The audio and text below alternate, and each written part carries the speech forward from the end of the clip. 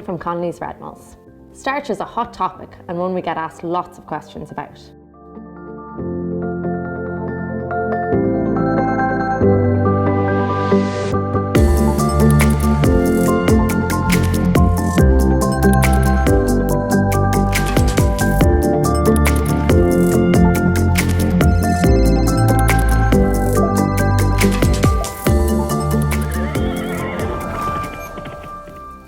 So, what is starch and how does a horse digest it?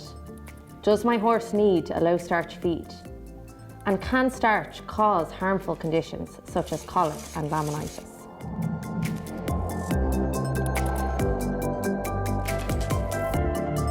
Macronutrients, protein, carbohydrates and fats, are the three main suppliers of nutrients in your horse's diet.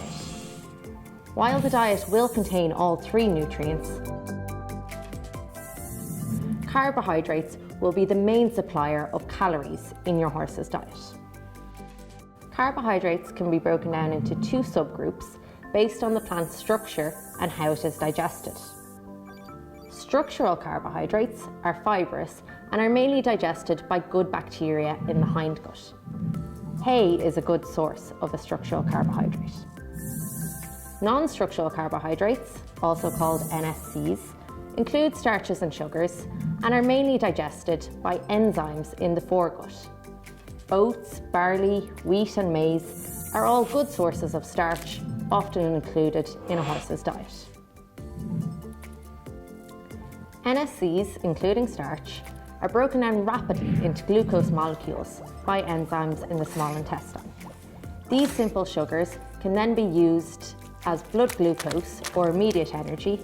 They can be stored as glycogen, or they can be converted and used as fat stores. When exercising at high intensities, horses will use blood glucose or immediate energy first. When all this blood glucose is used up, the horse will then call on glycogen or stored energy to meet the horse's needs. So, performance horses will require some starch in their diet to fuel exercise, recover, and replenish these glycogen stores. So, what's all the fuss about? Some horses are more sensitive to these rapidly digested carbohydrates than others, and too much in the diet can cause unwanted excitability in some horses. Problems can also occur when starch being fed does not get digested in the foregut. This starch makes its way to the cecum and is rapidly fermented. A byproduct of this fermentation is lactic acid, which lowers the hindgut pH, killing off the good bacteria that reside here. The endotoxins released as a result of the death of this good bacteria can contribute to colic and laminitis. High starch diets, when fed incorrectly, can also negatively impact horses prone to gastric ulcers and chronic tying up. Safe and efficient starch digestion in the horse is largely dependent on the cooking of raw materials, the meal size, and the level of starch in the feed. Flaked and cooked grains, such as barley and maize, are easier to digest than uncooked, unprocessed grains. Connolly's Red Mills use advanced cooking technology, such as steam cooking and double pelleting, to help aid starch digestion and minimise the risk of hindgut acidosis. Limiting the size of each meal and the amount of starch in each kilo of feed will help to reduce the risk of undigested starch reaching the hindgut. The guideline for optimal starch digestion is no more than 2 grams of starch for every kilo of your horse's body weight. So a 500 kilo horse should not have any more than 1,000 grams or 1 kilo of starch in each meal.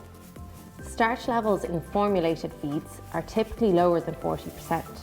So feeding a 500 kilo horse no more than 1 stub scoop of cubes or 1.5 stub scoops of a muesli feed per meal should keep them within the safe limits. A change to a low starch feed may be required if your horse is overly excitable or is prone to conditions such as gastric ulcers, tying up, equine metabolic syndrome, or laminitis. The Connolly's Red Mills Care range contains a selection of low starch feeds and balancers in cube and muesli form, suitable for all types of horses. All of these feeds are formulated to support optimum digestion for horses which require a specialised diet. If you need more information on any of these feeds, get in touch with an equine nutritionist today. If you found this video useful, please like, comment and share with your friends. For more expert advice, visit our website. Thank you for watching.